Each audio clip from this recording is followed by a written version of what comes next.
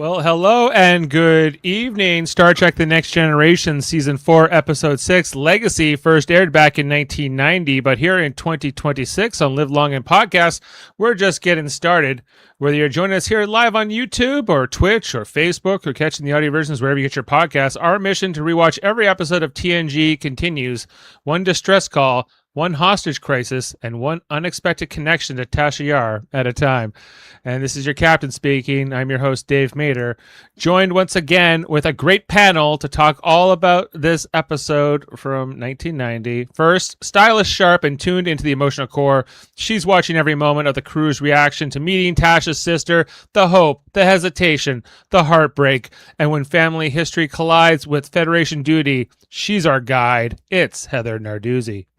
Hello, all. It's Heather Yar, Tasha's other long-lost sister. Uh-oh. It's yet another sibling coming into the mix. Who will be the Supreme Yar? Welcome, Heather. I'm not a secret traitor, though. I am Oh, good. pure and true. Okay, that must be like a middle sister kind of a thing only. Yes. As I am assuming you're the youngest of the sisters. Oh, yes. Of course, also with us, tracking the power dynamics behind the crisis, the fractured politics of Turkana IV, the hostage negotiations, the uneasy alliance between Starfleet and the war-torn colony. When the episode asks, who's really pulling the strings, he's locked in. It's Adam Woodward. Oh, he's muted, but, he's saying something really important. And hey, I'm here. Good evening, Dave and Heather Yar. Happy to be here. Talk about Yar, matey. Or is it Yar? Yar. We are talking about Legacy, which is, what's the number here? I think it's 80, or is it 81? The 80th episode of Star Trek The Next Generation, which first aired back on October 29th, 1990, written by Joe Menosky, directed by Robert Scheer. This episode, the Enterprise responds to a distress call from Turkana IV and the lawless homeworld of the former security chief Tasha Yar, known as Turkana IV. While negotiating with one of the planet's warring factions, the crew encounters her sister, Ishara, who helps offer to, rescue the hostages, but her true allegiance lies with her faction's long-term strategy.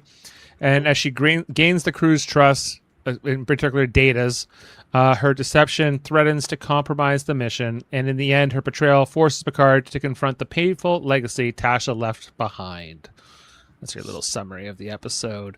And we got some, great guest star in this episode, Beth Toussaint, who plays Ishara Yar, her one and only appearance. But I think she does a pretty good job.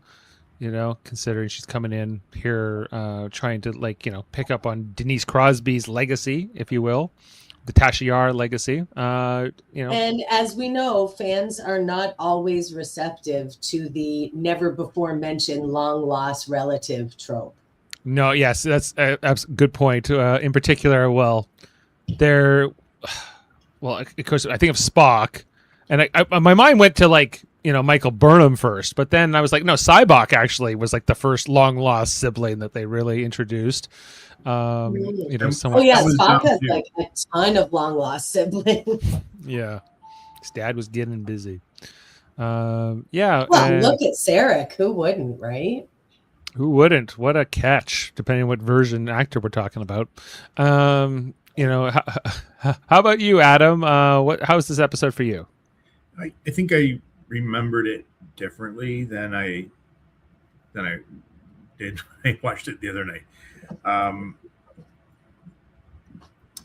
In my mind, I thought we learned more about the colony and what had happened there. But then I remembered I read a book, one of the Star Trek Next Generation books. And Heather, I know you've got a ton of them too. You've already read the same one. I can't remember what it's called. But it's called Survivors, and I was going to bring that up as well. It's the fourth book in the Next Generation ones, and it's the backstory of Tasha and Ishara's home planet. Yeah, and that book was pretty darn good because it filled way more than this story did, and it gave more of a picture of them growing up in that world versus what we saw tonight or on this episode. So, Dave, I think I got confused between the book and the episode, and I I like the book better, honestly. But Okay. but Well, I that's did like the fair. performances. I thought Brent Spiner did great. He's got to basically portray himself not caring as an android, but still caring, and he did a good job of that. I thought, Yeah, because he can't get his feelings hurt, but he does his, he takes about as far as he can within those parameters, I would say, in his yes. performance. And Beth, I can't remember her last name. I thought she Toussaint. Toussaint. She was very good in that role. She was very convincing, actually. I thought, as the want to know more about Starfleet and join, but that was a little fast.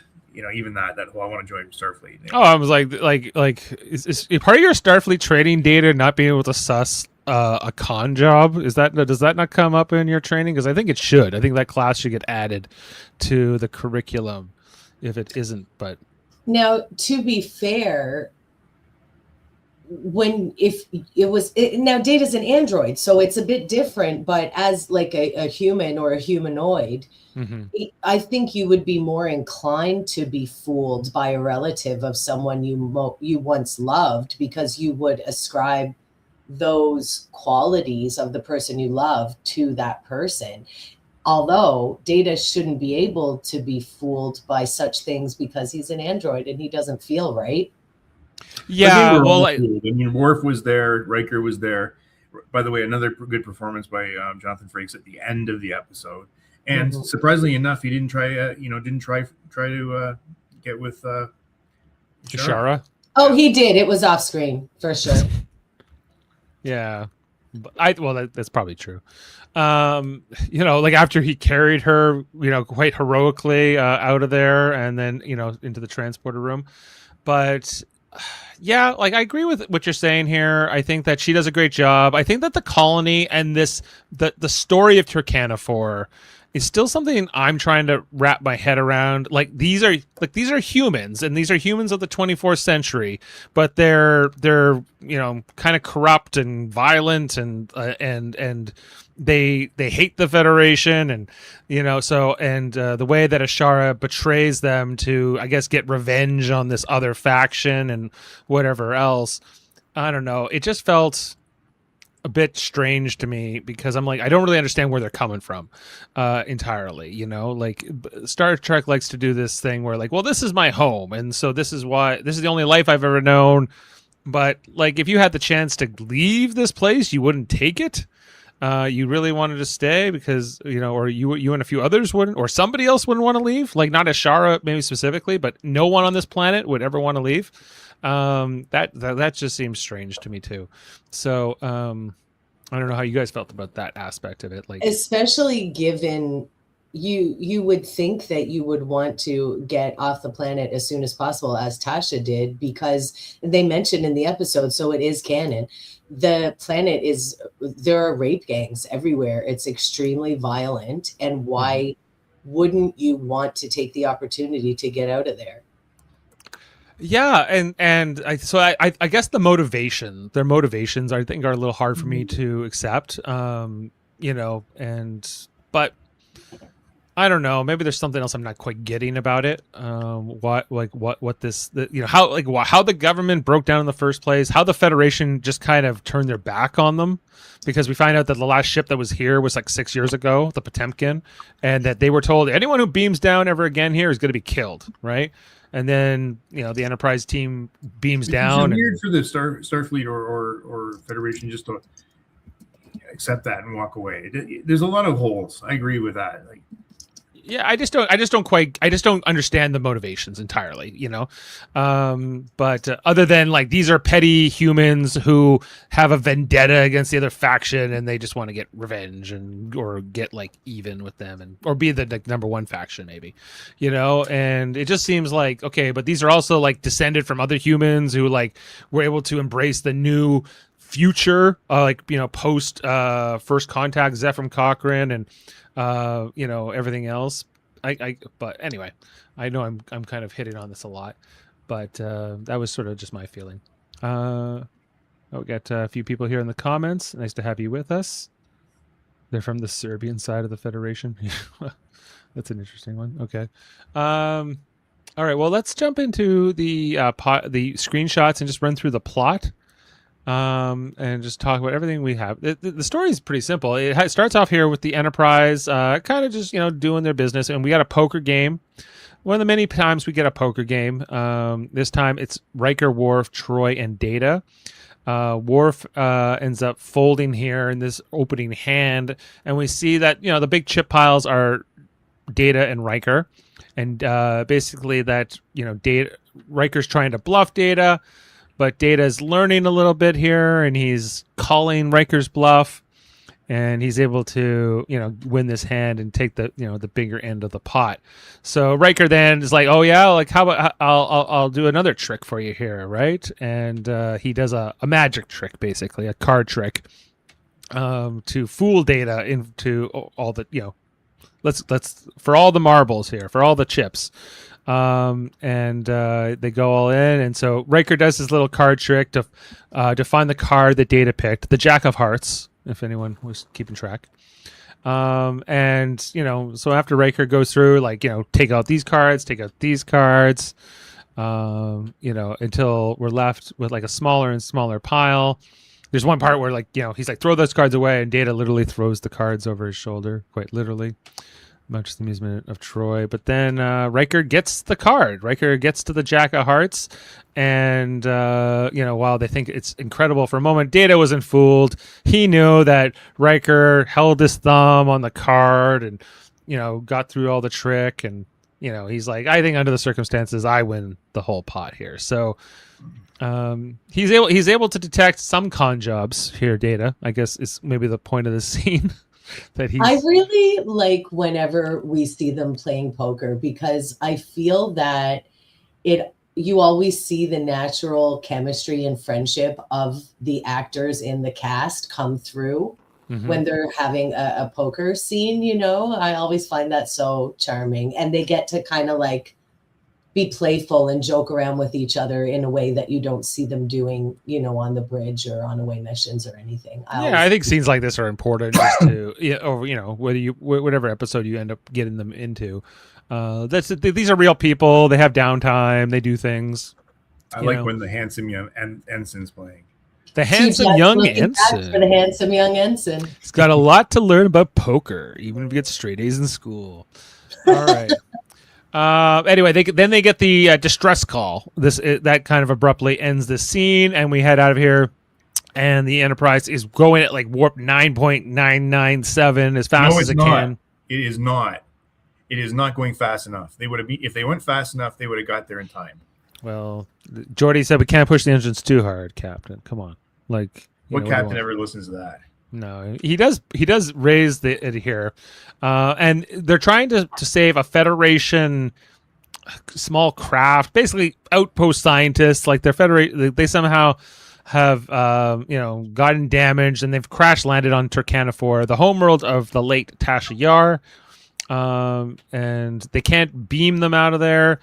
We see that their shuttle or whatever it was, it exploded over top of like Turkana IV, but then Data does pick up an ion trail that leads to an escape pod that seemingly crashed conveniently right in like the main city on Turkana IV, or I guess inconveniently for them.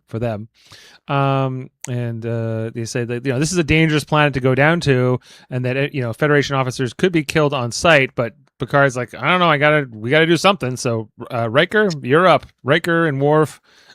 Head on down and try to get involved here, and that is our teaser for the episode. We're going to Turkana IV, this crazy homeworld. That Tasha Yar, we got to see a little bit of that in season 1 with her. With that one time, it was like the the fantasy life. I think it was. I can't remember exactly what episode it was, but we got a glimpse of Tasha's life on Turkana IV. The rape gangs get mentioned here. Isn't it The Enemy Within? Maybe. Anyway, and so after the credits, like the away team is here getting beamed down by Riker, talking about the whole thing here. And Worf has a big objection. He's like, we can't bring Dr. Crusher. She's I think he's implying she's a woman, and she's a higher at more risk here, basically because of the rape gangs. and they're like they need a doctor to go, and so Crusher tells Worf to stick it. I'm going, no matter what. They might need a doctor. So and so does Riker for that matter. Riker's like, she's going, Worf. Shut up, and we're all beaming down. Let's get ready. They go into the tactical formation as they go into the transporter room here. And beam on down as they have to be prepared for almost anything here. We see the surface of Turkana IV briefly before we head into like the subterranean levels on the beam down, and it's one of the great Star Trek matte paintings here, and it's clearly a world that's had seen better days. The colony maybe used to look a little nicer, and we head down here, and I felt like I was in I don't know, like some kind of dystopian futuristic world here. It's kind of this dirty subterranean levels. The Enterprise away team here, led by Riker, they start making their way through, but like then when they're walking around, like the Turkana IV colonists seemingly don't care. They're like, whatever. Hey, like I don't know how often Starfleet officers come through. Probably not often, but that's like it seems not as bad, or they make a line here that's not quite as bad as what Tasha told us it was, and we get the sense that maybe things have changed here a little in the year since she left. But just then we meet this faction that have the blinking yellow lights in their chest, who don't like the faction with the blinking green lights in their chest. But this is the first group that Riker and his team meet, and there's a bit of a standoff here. And, take me to your leader, is kind of where we head next. And we see them opening up this crate of synthahol here. We get to meet the leader of the faction, this faction that they meet there. He's called Hane. He's called Discount MacGyver. Discount MacGyver, yeah. And it's kind of like, I don't know what they're trying to go for. I guess gang warfare is kind of what they're trying to portray this as. Like, these are gangs and they're going at it here in the city. They're stealing each other's booze, but he kind of explains that the two factions, they can't, because of these proximity detectors, they can't really fight each other all that much. Like they're kind of forced into their sections, and there's only like small skirmishes here. And we also get this distinct feeling that Riker and his away team have a lot of disdain for Hane and the Discount MacGyver crew here. They explain that the hostages, like the crewmen that they're searching for, have been captured by the other team, the other faction. I think they're called the Alliance, right? And I think that this faction is called the Coalition. But that they're able to get them out. So this Hane guy, he's like, I'll help you if you like trade me weapons, and I can't risk you trading weapons to the other team. But obviously Riker and the Federation don't want to do that. So he's like, well, take this offer back to your captain and let him think about it, because you don't have a lot of other options, right? And so that's what they do. Data does mention though, we've heard about Turkana IV. One of our comrades used to be from here, right? Which, kind of captures Hane's interest here. And when they leave, he gives them the bottle of synthol. He's like, take this back to Captain Picard. He's got a little gift, which Riker does. And then after they beam out, Hane says to his guy, tell me everything there is to know about the Starship Enterprise. Whatever, I guess, black market information that the people of Turkana IV have purchased on that particular ship. And we head up to the Enterprise, where Riker briefs Picard on the whole situation. I don't know. Picard seems like he was into the synthahol. I don't know. He didn't seem to hate it. What good is being captain if you can't accept perks? Yeah. He's like, Captain, why do you have this? Let's drink it. Yeah. Well, he probably gave it to Guinan. Put this behind the bar for a special occasion. But then there's a hail. The colony is calling down, and we got the Coalition. Hane wants to talk, and he's like, hey, you like the booze? But suddenly there's this woman now with Hane who we hadn't met earlier. And he's like, hey, Captain, I think there's somebody here you'd like to meet. And then Ishara, as we'll come to know her, comes forward. She's like, my name is Ishara Yar, and I am the sister of Tasha Yar. And the whole crew's like, what? And dun dun dun. We go to commercial, of course, and then we come back and they're like, how could this be? Tasha never even mentioned a sister. And Haynes just like, this is amazing. The Starfleet crew, I got this connection. Like, he's like a salesman, right? Like he's looking for this like sort of in with them. And Picard and the crew, they mute the channel and they have a little conference here. She's probably lying and like this is probably a trick. But we don't have a lot of other options. We need sort of a foothold here with the Turkanans. So and Troy has no helpful. She's like, I can't tell if she's lying about being Tasha's sister. It's very selective, her powers sometimes. But yeah, she's like, I can't tell. So okay, let's go back and say, okay, well, why don't you send her up and we'll see if she can help us. So we then head to the transporter room where Data meets Ishara, who has never met an android before, and she had, there's a little bit of a thing here, and then okay, so we talk about back one? Yep. Can we talk about this outfit and this hair? Sure. Mwah. Beautiful, wonderful. I love it. Her hair is fantastic. She is beautiful, and I love that they have her and Discount MacGyver in the same outfit, but they tailored hers to her figure. And just like, I think they dressed her first and then made his version of it.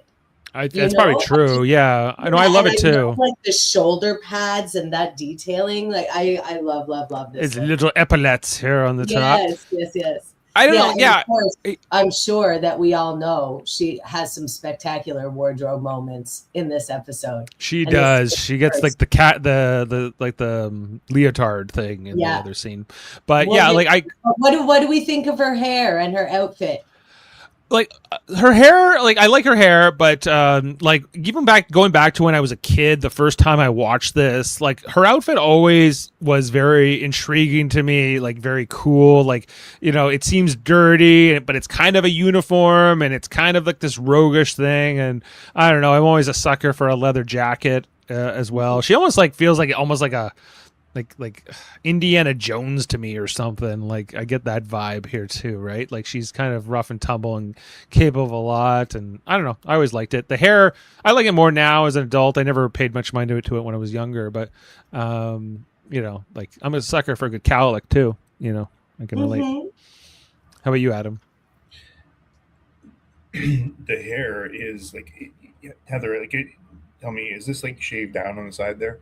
Like this is like coming out of like new wave, hair to me, like from the bands like the Cure, the Depeche Mode, like all that stuff coming out of the 80s, and this is still this is the early 90s, but like she looks great. Like I love that hair. I don't think it's a side shave. I think they have that part of her hair slicked down to look like a side shave. But they weren't doing side shaves back then. I mean, it looks great. Yes. Actually, they were doing side shave, but much more in a punk way. I like it. Yeah, and I think her whole vibe does give that like sort of Mad Max might be a good way, like good thing to one tap thing I into. don't like about Star Trek Next Gen is these high waisted pants they do on both like. But it's the future. Waists are higher. That's what they thought in the 80s. They did. They really did. They thought everyone's going to wear clothes up to here. Aren't we in the 90s in this now? Like. Well, technically 1990 is the last year of the 80s. Fine. So, anyway. It was 1990. We didn't know. It was the 80s. We didn't know still, about the low waist. By the time I get to high school a couple years after this, everyone's wearing their pants way, way low, like way past their butt. So I don't know. We can't seem to. But I will say that style of waist looks good on very few people, and it looks great on her. Yes, I agree. Okay, and just Brent Spiner's performance, he's very obviously not, he's trying to play it without emotions, but he obviously has like this sort of like fixation on Ishara because of his relationship with Tasha. That is definitely an emphasis of this episode, the way that Brent Spiner plays it, even just the way, he looks at her, very earnest. I would say, and trying to befriend her. So Alpha Legionnaire says the crew meets Tasha's sister, low budget Sarah Connor, Timu Sarah Connor. We were saying that the other night. Discount MacGyver and Timu Sarah Connor. She does have look very much like Linda Hamilton. Linda Hamilton was a movie star at this time. Absolutely, yeah. But that was like Terminator was 84. This is 6 years later. Like this is before Terminator 2. You're right. It's like no, this I'm is the saying year. Terminator, where Linda Hamilton played Sarah Connor was 1984 or 3. 84. Yeah, 84. So this is 6 years later. I mean, Sarah Connor had that like straight up hair as well, but very feathered. But Terminator 2 Judgment Day is the year after this. I'm talking about that one. I'm talking about the original Sarah Connor. Sarah Connor's in that one too. Yeah, but she's older. 6 years older. Yeah. Cut and built, and like back in the 84 one, she was just Linda Hamilton. Like, because she was just a waitress when the story starts. She's not this battle warrior yet. Okay, well, we can anyway. Which version of Sarah Connor do we like the best? We'll talk about that later. I like the T2 Sarah Connor. That's my favorite. Yeah, me too. Also. Anyway, so they before you go on here, I just looked up the summary of the book Survivors. It's a good summary here. It's a human colony that fringes on of known space at this time, isolated by the rest of the galaxy. The last report, they were on the verge of becoming a true interstellar community, a full-fledged member of the Federation. But in the book, now the USS Enterprise D has received a distress signal. They're in the throes of a violent revolution, a revolution led by a merciless warlord who's committed countless atrocities in the name of freedom. So... Well, it sounds like, and remember at the end of like the Section 31 movie, if we want to remember the Section 31 movie with Michelle Yeoh, that like at the end of that, she's like, "We're going to Turkana IV." I didn't remember that. Yeah, they're making another one. Hey, we'll come back to that. They are. They're really gonna make it. Oh wow, that's what I saw. And that would have been in like the like it's not quite clear what year that Section 31 movie's taking place in. I guess to the point where Rachel Garrett's younger than she is in like yesterday's Enterprise, but that it would be before like Tasha and Ishara would be born. Like it would be well before that. Anyway, and we as Data and Ishara are walking through the corridors, heading up to meet with the captain. Ishara is giving a less than flattering version of Ishara. Goes out of her way to call her a coward for leaving the colony when she did. And Data's like, no one has ever called Tasha a coward before. That's just he was very startled, as much as an android can be by that statement. And so. This is one of many conversations where people are like, "You don't know your sister as well as you think you did," right? I guess like how old do we think that Ishara is? I guess like 30. Like was she like only like 15 when Tasha left? She must have been quite young. Yes. Yeah. And Tasha herself was quite young, and she's Tasha. oldest. I feel like she was only in her 20s, like when she died, and that was 4 years before this, right? So. Yeah, she can't be that. She might even be like only in her 20s, Ishara. Honest to God, this plant, go back. Oh. This yucca plant, I swear to God, they just move it into every different room on the Enterprise, and they use the same one the entire time. I think they made a joke in Lower Decks about how there was a guy that is his whole job on the starship is just to move plants around from room to room, and like, like that's like I was like, I want that job. I would like I'll be on the spaceship and I'll just be the plant guy. I'll just be the plant guy, just move it from room to room. Yeah, they put one here behind Picard. But yeah, that plant won't be there in like Best of Both Worlds. It's not, we don't have that, when we're having a serious conference. We can't have plants in the room, but for this, it's fine. Okay, so when they bring Ishara in to meet like the captain and Riker and the rest, like just how they all look at her like, we don't believe you. We don't like you. It's just like, and she says, you don't believe me. Well, you're welcome to sample my DNA. And I just like how Crusher goes, I will. Thank you. I will. Yes. Yeah, it's just so like aggressive, passively. It's great. Okay, so in lore here, Ishara was born in 2342. Okay, so that would make her 26 in this episode. Yeah, she joined the coalition when she was 10. or 24. 24 in this episode, yeah. Yeah, and then 2367, the Enterprise D came to Turkana IV. So I think we're okay. So it's like, yeah, it's 27 probably. Anyway, so she's here, and she's talking a little bit about her history, about how when Tasha left and what it was like, and Geordi's like, she left you on the planet in those conditions. She goes, she didn't abandon me. I chose to stay because reasons, I guess. And it's as it goes. And then we get the hostage video from one of the survivors, one of these people that crashed on the planet who are being held by the other faction, saying that they want weapons basically from Starfleet, phasers, or they will kill them. And Dr. Krish is like, can you just ask them if we can send medical attention? But the channel gets cut off and scrambled here.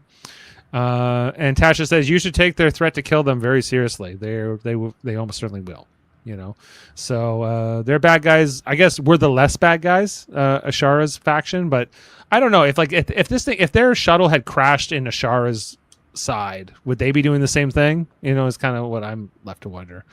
Or is her faction less bad on some level? We also find out, we get a little bit more information about like the security proximity detectors and what they are, like these light up things in their chest that when the government, when it was still in place, gave police powers to the various factions. And, over time, the 12 factions that kind of started off in the Civil War broke down eventually into just 2 factions, one being the one Ishara is part of, which is the Coalition, and the others being the Alliance. Oh, got added back. Okay, so once they start, Tasha's working with them. They're trying to figure out like a rescue plan. How are they going to save their these hostages from the Turkana group? And we get this little 3D rendering of Turkana City, which seems to go very underground, an area that Ishara knows well, and what they want to do and beam in and beam out. And so Ishara has this plan, like what I can beam in. I have my security sensor. It will automatically trigger like the security system, and then you, as the away team, can like go in and like find your like basically what's left of the escape pod and see if we can use that part of the escape pod sensors to locate where they are, locate the hostages. And Riker's like, it's too dangerous, Ishara. You can't be taking that kind of risk. But she's like, I was ordered to help you. Are you gonna be a wimp here, Riker, or are you gonna let me do it? Gave it to him. She gave it to him hard, right? And he was just like, oh, well, I'll talk to the captain about it. Listen, this again, you've got a strong woman, the other one is Shelby, telling him how it is. Mm-hmm. And Riker does not take risks. He plays it safe. Just like Shelby said he did, Yep. And it's pointed out again. Right. Well, Riker is a disappointment. He does bring up the fact that Tasha died on his watch. Come on, Heather, take that bait. Riker is a disappointment? No way. Adam came to fight tonight. No, he's been trashing Riker for months. I know. So here we go. Anyway, and then Data's like, well, wait a second, he can be safe because there's no starships to be promoted to right now. They're all destroyed because of Picard. Well, Shelby's rebuilding the fleet. He could have a ship if he wants it, but anyway, so there's this whole thing where Riker, after like Ishara and Data leave, where Riker just looks at Worf and Geordi, and he was like, oh, that was something, huh? With Ishara, same look that he gave them when Shelby gave him crap. Oh yeah, it's the same thing. I'm not sure what it's meant to convey exactly, other than, whoo, spicy, I guess. Anyway, we head over to sick bay where Ishara is getting some medical treatment, I guess, or she's getting the test for the DNA to find out if she's really Tasha's sister. And Crusher says it's going to take a few hours. Like, this is the 24th century, everyone. Like, come on. Like, what was going on here? I think in my mind, she has done DNA testing and it's worked a lot faster. Even before this, right? Like, there have been episodes before this that have, come up. And I guess this whole idea of DNA testing in 1990, I don't know how understood it was. I know from the O.J. Simpson trial, it actually really wasn't really understood that well at the time by the mainstream public. It was kind of this newer idea. And so I guess this idea of a few hours to run the test, plus the plot kind of demands it, is what we get here. Well, I mean, not to bring back horrible memories, but when Paul Bernardo was, they were trying to link him to the Scarborough rapist. Mm-hmm. They sent his DNA off, and it was going to take 3 months before it came back. Yeah, and I get that for like 1990, for the real 1990, but like, well, that's when you said people didn't understand it. That's kind of the reason why it wasn't right. It was kind of like this whole new thing in science, right? Like that the idea of like connecting people through their DNA, like that people are related to each other, etc. Yeah. Anyway, so Riker then comes through sickbay shortly after, says, "Captain," he says, "yes to your plan." So we're going. Let's do this. And they proceed. They beam down. They find out where the escape pod is being guarded by the Alliance. Riker and his team getting ready to make their move. And then they beam Ishara into the other section, which triggers the alarm right away. You see her little light up sensor in her chest. I wonder how they did that. Like that would be. I'm curious for that, Adam. Like how they actually did the effect of having that little light up thing worked. Sure. Anyway, but the alarms are going off. The Alliance is distracted. The Alliance likes to wear headbands. That seems to be their thing. Like, hey, you want to be in our gang? Well, there's a sick headband you're gonna have to wear. Your standard issue bad guy headband right here. Yeah. And they have little like Klingon pain sticks or whatever they're kind of messing around with. But yeah, we see here Worf and Riker. They shoot up a couple of these guys. Their headbands don't protect them from phasers. And then they start working the escape pod to try to get like the sensor going so they can detect where their guys are. Meanwhile, Ishara is like running around trying to, evade capture from the Alliance troops here. We get to see like the little contrast there with the green light up in their chest versus like the yellow light up in hers. Like, why do you need a headband to say you're in the gang when you can just have your little thing light up? Because headbands look cool, and you know it, Dave. Yeah, it was. I have a bunch. Don't worry. And so then Geordi's like, "Damn it! I got the thing repaired, but the power system is not working." And Riker's like, "How long will you take to fix it?" He's like, "I don't know. I need 10 minutes."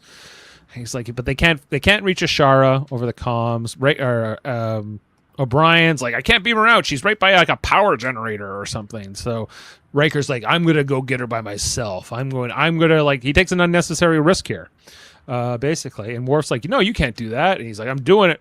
You guys beam out of here by yourself, and I'm gonna go save her," basically. And that's basically what happens. We got Ishara here. She's getting shot at by the green guys, the Alliance. She does get shot here, and she gets taken down. And just as that guy's kind of moving in on her, Riker saves her. He shoots down this guy, finds her out for the count. Luckily, she's not dead. He has to shoot a couple other guys here before he gets beamed out. Sorry, this was the best screenshot I got of O'Brien doing his duty. Although he's making a great face. Yeah, it was my best one ever. Anyway, but Riker succeeds. He gets Ishara out, and then we see Data, Geordi, and Worf are already beamed up, and Riker has Ishara in his arms. How heroic of him! Come on, this was a great Riker moment, wasn't it, Adam? Mm-hmm. Sure. Well, not according to Picard. Picard said, "Hey, you took some unnecessary risks down there with Ishara, and he was like, "Well, Tasha died on my watch and everything else, and I felt bad about that. I couldn't let her sister die on my away team too." And he's like, "It was an emotional decision, one we can't afford." Which I thought was interesting. What was your reaction to that, Heather? Like, did you agree with Picard? How is it risking himself any more than on any other away mission? I guess because they split up the team was the idea here. Like the reason that Worf objected was that like if he had been killed in trying to save Ishara, that would have been. It was kind of like unnecessary, but he also says, "Good job, Riker." Like it was. I don't know if you guys watched The Pit, but it's very mixed messages. You shouldn't have done that, but good job though. Yeah, if you ever seen that medical show, The Pit. I haven't seen it. Well, I'll just tell you quickly. There's a scene where this younger resident doctor does this whole procedure, and they're like, "You can't do that. That's too risky. You're basically not high enough level of a doctor yet. You haven't got to the attending level." But she does it, and the doctor's chewing her out, and then he goes, "But that was awesome that you did it. You saved that person's life, but it was also stupid." You basically are punishing them for breaking protocol, but you really like what they did. Well, you're happy with the result, but you're not necessarily happy, because if it had gone bad, then Riker would have got all the blame here, right? For the decision. As he should, and never does. But yes. Yes. Lay off Riker, God. Jeez. Alpha says they always send 80% of the command staff rather than grunts or something anyway. What's riskier than that? Well back in the original series, they Kirk went with the Doctor or Spock or both with a ton of red shirts. It took them 100 years to realize it was a bad idea to send the captain down, on the away mission. So they're working up to it. When Captain Archer would go, he was going into danger all the time. Yeah, well, that was well before. And you never saw T'Pol once say, "Don't go." She was like, "Go," or even more better, say, "I'll go for you." No, she never wanted to go for him either. None of that. Anyway, okay, so then Ishara, I keep wanting to call her. Ishara's back here. She's getting some medical treatment, but she'll be okay. And then Picard's like, "Hey, thanks for helping us out down there. You did a great job." And whatever. And then she's like, "Yeah, but my sister sucked, didn't she? She was a coward and she left me." And he's like, "Let me tell you about your sister. She was awesome. First time I ever saw her, she was flying through an asteroid belt just to save an injured colonist. When I saw her, I was so impressed with her. I was like, put her on my next ship." Like some captain owed him a favor. And he's like, "I'm sorry you never got to know your sister the way I did, because I think you would have been proud of her." So whether this gets through to Ishara, I'm not quite clear. I don't know if any of this works on. I don't know if Ishara's opinion of her sister really changes in this episode, based on her actions or not. But I think some of her friendship with Data is real. But anyway, then they get back to okay, how we're gonna save the two hostages from the Alliance. They've been moved even deeper underground now, so they don't think they can transport in. But something. Okay, sorry, I got distracted by the outfit. Let's change subject here quickly so this is the Ishara's second outfit, not her her leather jacket. And so at this point, is she just now going to the recorders and replicating something to wear? Yeah, listen, if you lived on a planet where all you had to wear was a dirty old Indiana Jones leather jacket, don't you think you would get yourself the latest in onesie spandex technology on the flagship of the Federation and start replicating yourself a new wardrobe? Because I most certainly would. Hell yeah. And she looks amazing in this. It's one of her many outfits. I guess it's 2 outfits she wears in this. Data trying his hardest not to activate his fully functional program. Yeah, this is why he sits for the scene, I guess. And I don't know. She always looked great in this.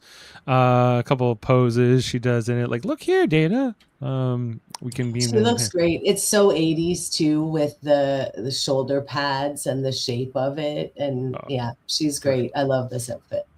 Yeah, that's great. Then she goes, where did my sister work? And he was like, "Oh, over where Worf is now."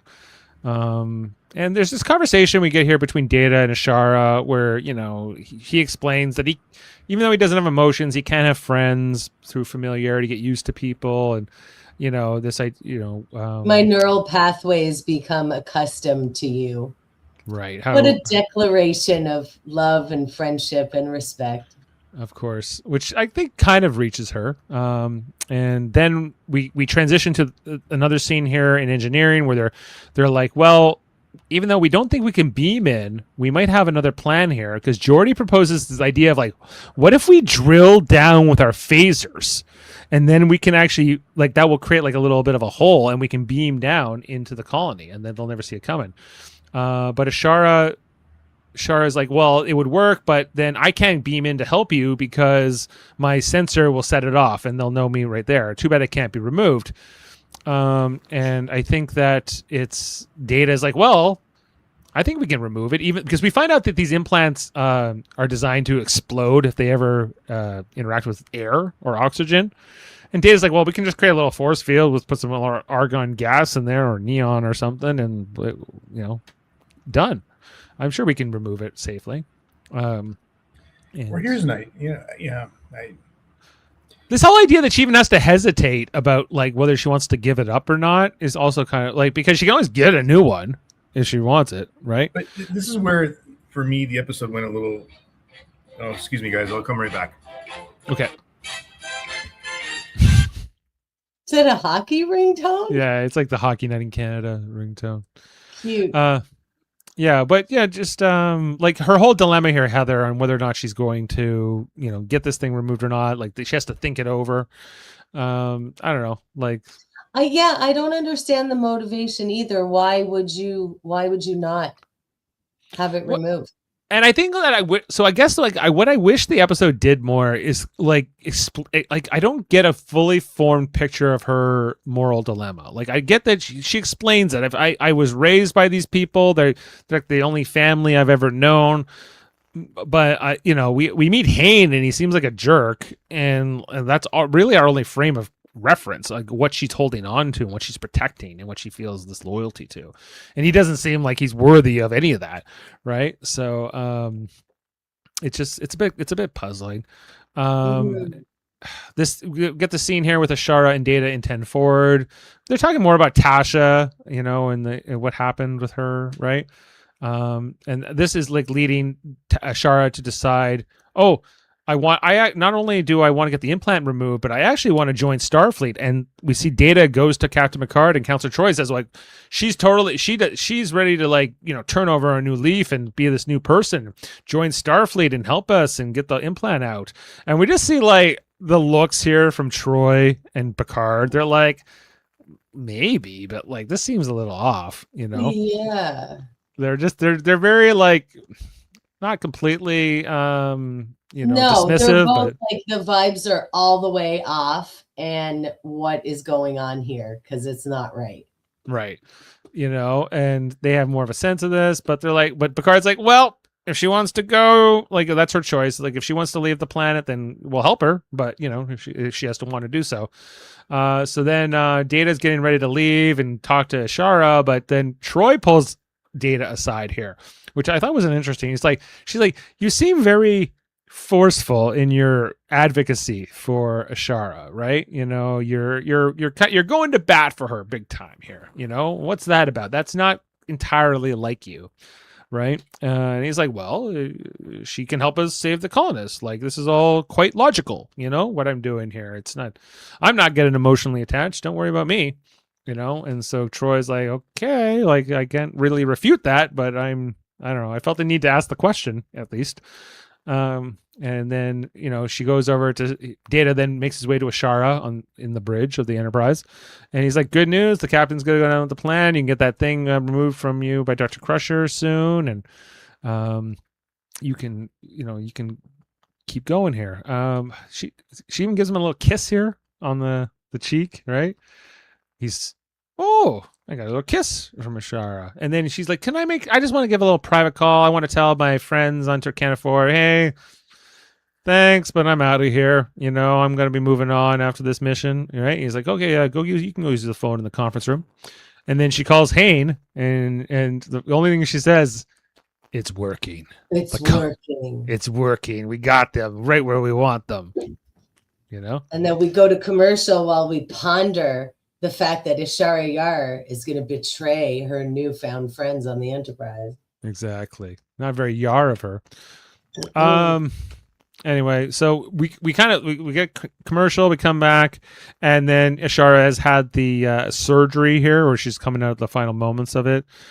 We see the implant removed. It's just like this little yellow plexiglass thing. They didn't break the bank on that effect, that's for sure. No, yeah, something even simple can be good too, though. Yeah, you don't need to have all the bells and whistles for this little thing. And Dr. Crusher gives it to her and says, "Oh, you can hold it as a souvenir." But she immediately gives it to Data, who will have this by the end of the episode. Add to his little collection of things he owns. You should keep it. Maybe that's not a weird gift for an android, but like, if a girl I had a crush on was like, here's something that was embedded in me to remember me by. For a long time, I'd be like, girl, let's just take a picture or something.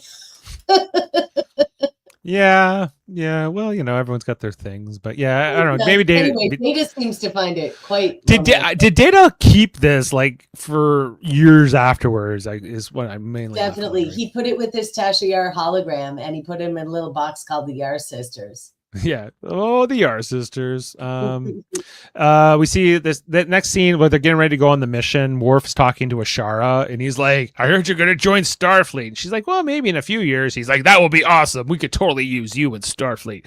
Because they're kind of.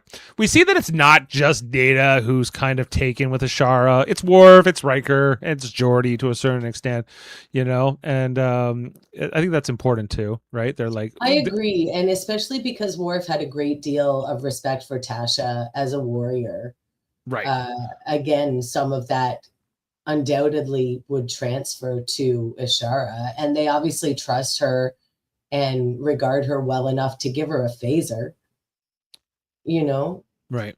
She got a phaser strapped on. She got a phaser, and by the way, we're talking about her little outfit. Her outfit now has this little belt with the holster added to it now, which I think adds something to the ensemble. Yes, and it's matchy, and we get to see her boots. I love in TNG when they do like the monochromatic outfits, like when Troy is wearing the teal dress and its tights and shoes are all the same and everything. They're doing that with her here as well, and I like it. Me too. I like that as well. Although Ashley Millard, she's like, "What? Like the tights match the dress? What are they doing?" Yeah. So everyone's got their style. Ashley also really hates Wesley's high pants. She does. She has some takes. As do we all. Okay, then this is where they start getting ready to drill like the hole for the beam out here. We see them, which I think is a pretty cool effect. It's still kind of held up for me, like with them beaming the little phaser down here and drilling the hole, and like, okay, let's beam our crack team in here, and they come in. The plan is to rescue these two guys, all right? And I think Ishara's like, "Go that way, Riker." He's like, "Okay, cool." And then, they start shooting people here. The guards who are got the guys, they phaser through the door to rescue the two hostages here, which, they even have to get their bindings off here with the phasers. And Ishara, she goes her own way. She starts shooting random people. Like, on the Alliance side, she doesn't seemingly need to. This one guy, kudos to him. He got stunned pretty good, but he held on just long enough to shoot the alarm as he goes down here, which kind of gets everyone on their case. Red alert, if you will, for the planet. And Riker's okay, we got to get out of here, but we don't have Ishara. Where is she? This is where Riker finds this guy shot, and he goes, "That seems off. Like something like why was Ishara even out here? Where is she now?" But Data wants to go find her, and we find that Ishara is moving her way towards I guess the power, where the power generation is for this part of the city. She takes out this guard, and she's getting ready to basically blow up this side of the city, and so that they can kind of move in and take over and kill all the other faction leaders and do some bad things. But then Data's like, "What are you doing? This is not nice what you're doing." And she's like, "Well, this is what I'm doing. you gave us a great opportunity to really stick it to our enemies once and for all. And he's like, well, the Federation's going to be blamed for this, and we don't want to be responsible for this civil war. And she points the phaser at Data. We'll find out later that the phaser was set to kill. She was contemplating actually killing Data, and it even goes as far as to take the shot here. We'll see. Right? She tries to get him to walk away. She tries to plead. She doesn't necessarily want to kill him, but she's prepared to. But he can sidestep a phaser blast, just by moving out of the way. And then comes at her, and then Riker shows up, and she shoots at Riker. But that gives Data an opening to sort of phaser her, and ends her little plot to enact war crimes and all kinds of other things. So that was a good move. And then Data, he powers down the reactor and averts this crisis, I guess. And they just kind of look down at Ishara with like, I guess she wasn't who we thought she was. We transition to the Enterprise. Ishara has been changed back into her clothes from before. She's now back in the leather jacket. Worf is now, I guess, escorting her around since they got back, and Haynes like, I want Ishara back. We can't blame us for trying to use you guys to commit war crimes and all these other things, and and they could hold Ishara for crimes, for shooting at Data, shooting at Red Riker, but Picard's just like, yeah, no, let's just send her back and move on here. Like, this was, even Riker's or Worf here. What the hell? Yes. I wanted to airlock her, after all this. But he did. He would have too. Yeah. But, Picard more restrained. And then Data gets the honor of escorting Ishara to the transporter room. And then we get this little moment here with Riker and Picard where he's like, Riker's like, you went kind of easy on her, Captain. He's like, don't worry, I don't like her either. But this is, I think, the best move in this case. Like, it doesn't seem right. Just we got our people back. No one else is dead. Let's just leave it alone, right? And he also says something like, we wanted her to be like Tasha, right? We wanted to see Tasha in her. We all did, and we all kind of got blinded by that, So it's a lesson learned. And as Data's walking Ishara to the transporter, like, he's not talking to her. She's like, you won't even talk to me, Data. He's like, what do you want to talk about? Like, what do we even talk about? And in the transporter room, she's like, not all of it was fake, Data. Like, we were kind of friends. Some of it I kind of meant, but Data just says energize. Yeah. Like he's trying. Like, she said, she kind of pours her heart out to him here, and I think some of it might be sincere, but I think that Data did the right thing for himself there. And whether you're a humanoid or an android, when somebody has wronged you like that and you don't know if you can trust them anymore, what else is there left to say? But right. Energize. And this is like, we'll find out the first time Data's really dealing with betrayal, but it kind of isn't, because we know that like Lore has betrayed him, and like Lore's betrayed him like 15 times by this point. Yeah, but speaking of long lost siblings who are up to no good. Exactly. Like, Shar and Lore teaming up. What would that be like? That would be fun and hot. Yeah. Well, they probably would be. She'd be like, you're not like Data at all, are you? But so when she said, basically gives this apology, and then like he's just like energized, and you just see like the look on her face where she's like, oh.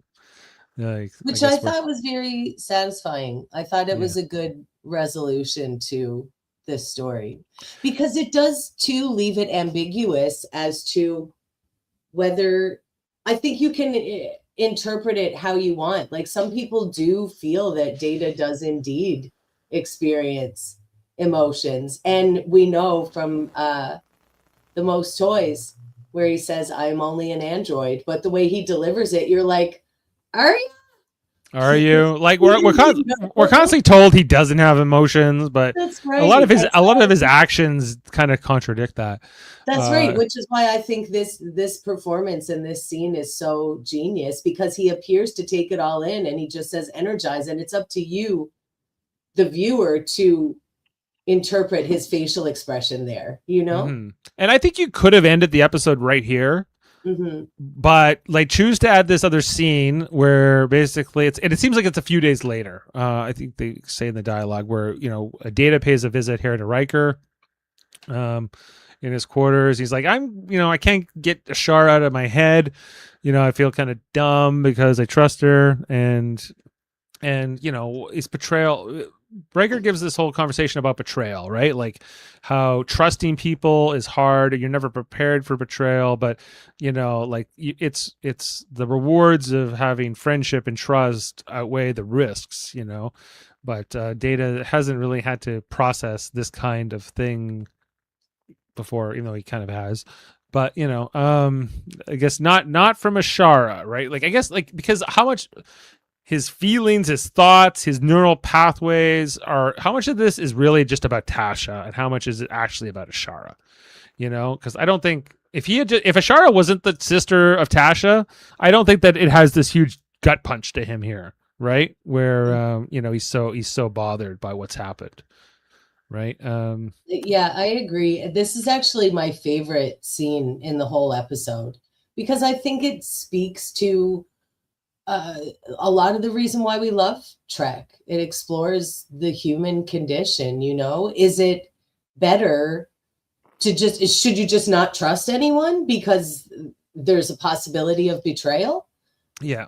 And I think what's really great about like Data and Spock and some of these, you know, like and the Doctor on Voyager and these characters that we kind of look at through humanity's lens, I think especially for kids, I always think that like that character was really good for being a young person watching Star Trek and being sort of like having these things explained, but they make sense in the context of the story.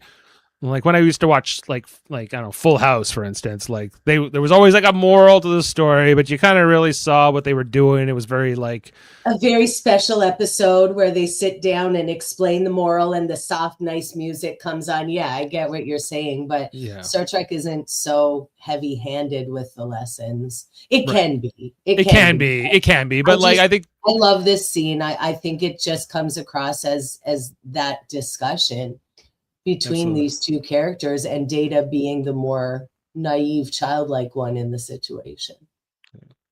Adam's not making it back tonight, so it's just you and I. And then after the conversation here with Riker, he kind of just comes out. He looks at his little chip that he has left over from Ishara, and like we said, he probably put on his little shelf and put a sign that says the Yar sisters. And that is the last moment here for Data in the episode. Very sad. He wasn't this sad about Lore. He wasn't this sad when his dad died. You know, he was as sad as Data gets, right? No, because it's a different relationship. It is. He loved Tasha, or what his pathways were accustomed to Tasha. And I think his pathways got Tasha and Ishara all mixed up, and it's confusing. Sometimes you're upset about a betrayal, not necessarily with the person that did it, but something else, and like the other complicated feelings that come along with it, if that's related to somebody else, you know? Yeah. What they're saying, what they were talking about there with Data and Ishara, what you were saying earlier, you know, how much of that is he's upset about Ishara and how much of it is lingering about Tasha. And I mean, truly, he's an android. He's not really upset per se. No, it's true. Okay, well, that's our screenshots. I can hit you with the trivia since Adam had to bow out, if you like. Yes, fun facts with Dave. Fun facts with they're Dave. they're called the Delta Details discovered by I'm so Dave. sorry. Excuse me. Delta Details discovered by Dave. There you go. This is the first episode of Star Trek written by Joe Menosky, he went on after this to write 16 Next Generation episodes, 4 DS9 episodes, 36 Voyager episodes, and 1 Discovery episode. So, but this is the very beginning. Some really good ones too, if I recall correctly. You are correct. He in particular, like he wrote Darmok after this, Time's Arrow, Conundrum, which is the one Love with that one. That's a great one. The we Chase. did that on Radio Theater. We did. He also wrote Masks, which I love. But I love Masks.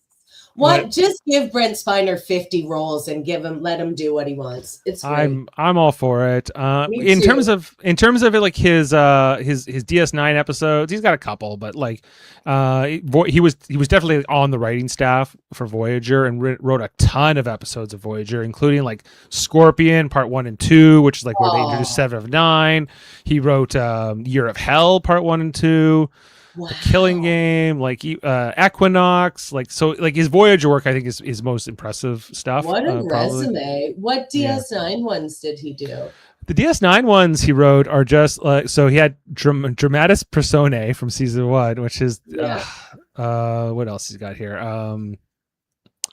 Rivals in season 2. That's the one with that El-Orion guy and Quark going at it.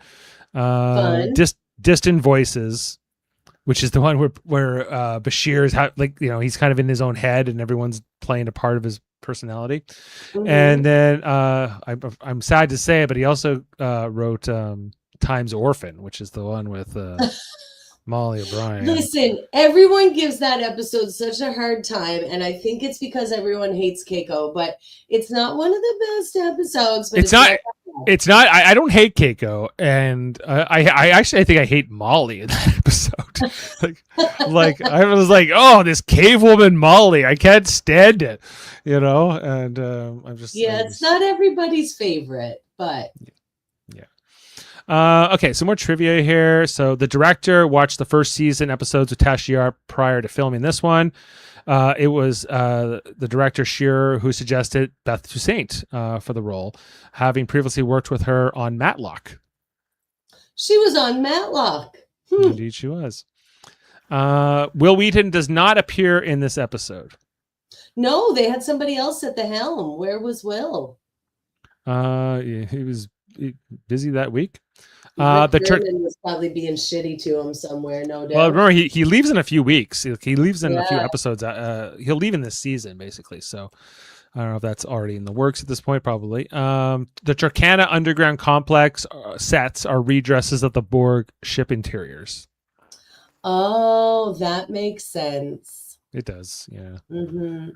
They were so good with like reusing sets and props and redressing things. You had to be for budget reasons, but they're like a lot of props to their production designers and set people and everything. They did a lot with what they had. Yep. I thought it looked good. I wasn't like, oh, they're on a Borg ship. I wasn't worried about that at all. So we have, this is as mentioned, the 80th episode of Next Generation, which broke the 79 episode record by Star Trek, the original series up to this point. Oh, that's fun. So Next Gen has we have more episodes than you, original series. Take that, TOS. Which makes the legacy title fitting. Michael Piller remarked about this episode. It was a good episode because of the performance of the girl and the relationship between her and Data. I like how he calls her the girl. The girl, yeah. There's nothing as poignant as seeing the betrayal of an innocent as Data is. I was very happy with the show, but it doesn't stay with me. It's a show that has great entertainment value, but it doesn't stick as one that I'll always remember. And I think that's fair. I don't think that this is the biggest episode of TNG, but I think it's a completely serviceable episode. I feel that way too. It's not one that I always skip by any means, but I don't really remember like the specific plot points, or it's not one it's not one of my go-to episodes, you know? Yeah, I completely concur. The writer, Joe Minosky, said the pleasure with Data was walking that line between android and human, hinting at moments when a deeply vulnerable, true humanity would be glimpsed beneath the machine. True humanity, or was it just our imagination? That was the line. And in this episode, that moment came through with the look on Brent Spiner's face in that last second before we cut to black. It was just wonderful. Absolutely. And that's what we were talking about earlier too. And there are quite a few moments like that throughout TNG, but Brent Spiner's performance is so good in this episode, and the writing for that specifically is great. Yeah. And that's all I can really say. I don't have any. I was always curious about that little glowing proximity sensor and how they did that effect, but it's probably not as impressive as I would like to think it is. I'm sure it was like a little lamp or something. It was it's a little lamp, and they just, I don't know, like put a little fake skin on top of it or something, and like go. Yeah, right? It's probably more simple than I would think it was. Okay, well, let's rate the episode. So normally, just a little inside baseball here. Well, Adam's reading out the fun facts. I'm pulling this up, but since I was doing both tonight, I need to stall for time here. And well, while you're doing that, why don't we have a look at my beautiful painting of the Enterprise D here in the style of Starry Night? I had seen something similar posted online, and I sent it to my friend Ellen, who paints, and I said, make me this, jokingly. And she did it. She did it and gave it to me as a birthday present. I love it. It's nicer than some of Data's paintings, for sure. Years later, it's better than Data's paintings, yes. Years later, she met a gentleman named Ian, who is a big Star Trek fan, and now they're married. Congratulations, Ellen, on marrying a good one. Is that because she painted that? Is that how she attracted him? Probably. There you go. I think she's probably painted one for him too. I told her, now do Deep Space Nine. She's like, listen, you only get one. Zip it up. Like I'm not, I can't be doing them forever. I get that. I'm going to the best. This person says, whenever I get to make my own Trek show, I'm going back to basic sets and props. Hey, I'm all for it. Do it. Back to basics. All right. Well, I'm ready now. I've stalled and I'm good here. So let's rate the episode. Just you and I suppose, as Adam has had to bow out for his big business. This episode is decent, so I don't want to go too high. I don't want to go too low. I'm kind of in that sort of, I think I'm in that 7 range. I'm like, is this high as 7.5 or maybe not? So I'm going 7.2. That's where I'm at. I was thinking 7. I'm not going to give it any. It's just like a flat 7. That's it. Flat 7. And hey, I don't want to. I'll rate Remember Me next week because I want to rewatch and think about it. Okay. Well, hey, that's fine. Of course. Well, you're going to have some more time actually than that to think about it, because we will not be on next Thursday, everyone. I am away for next week. So here on the Thursday night, we are just going to be there will be dead air that night. There will be no show. Even though Jody did offer to host it, but I said, you know what? I can't miss this next episode, which is called Reunion. Yes. Ambassador Kalar returns to the Enterprise as Picard is chosen to arbitrate the selection of the next Klingon Chancellor, and a contest between Duras and Gowron, one of whom may be a traitor. And so, my God, Dave, you chose an awful screen. Well, that was the only one I could find. Screenshot. It's like the great moment in the episode. It's like it's not great. It's so sad. It's Shakespearean. It's I like, okay, like, and I have to be here to criticize. I'm like, how the hell did Duras commit this murder with no one hearing and get off the ship? Like anyway, we're going to talk all about that next time. We'll get into it next time. Yeah. As well, we will be on Monday night for our For All Mankind podcast. I won't be there, but the crew will keep that one going, as we'll be talking about season 5, episode 7, The Sirens of Titan. Look out for that. And next week on the Super Mario Brothers podcast, we continue as well on our Survivor 50 train here, as we'll be talking about the penultimate episode of the season, episode 12, Inconceivable. Look out for that. Anyway, well, I didn't pull any sounds for this week. I'm sorry. I don't have anything too specific. Maybe I can play a Tasha Yar sound to leave us here tonight, if that sounds agreeable. Yes, please. What would we go with? Remembering Tasha Yar, the good sister, if you will. Hey, don't forget Heather Yar. And Heather Yar, the best sister. The best sister. And we'll leave you with this. Okay. Have a good one. Death is that state in which one exists only in the memory of others, which is why it is not an end. No goodbyes. Just good memories. See you later. Bye. Beam up some Star Trek content with Live Long and Podcast. A roundtable movie discussion with Hey, did you see this one? And take a peek into the darkness with Heard Noise, Must Investigate with Michael Chan. Watch us duke it out on trivial debates. And let's chat about TV with the Super Mario Brothers. It's all here on the United Federation of Podcasts.